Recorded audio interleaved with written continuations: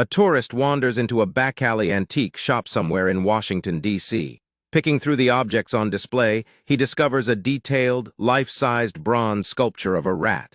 The sculpture is so interesting and unique that he picks it up and asks the shop owner what it costs.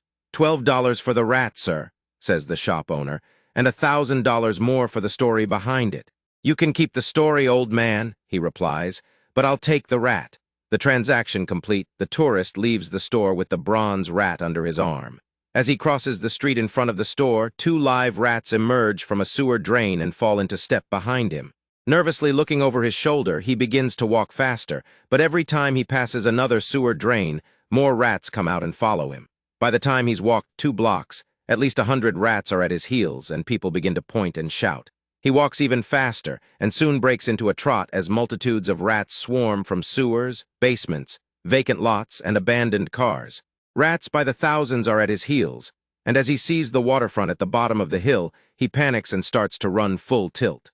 No matter how fast he runs, the rats keep up, squealing hideously, now not just thousands but millions, so that by the time he comes rushing up to the water's edge, a trail of rats 12 city blocks long is behind him.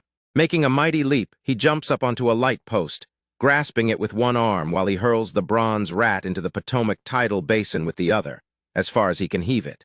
Pulling his legs up and clinging to the light post, he watches in amazement as the seething tide of rats surges over the breakwater into the basin, where they drown.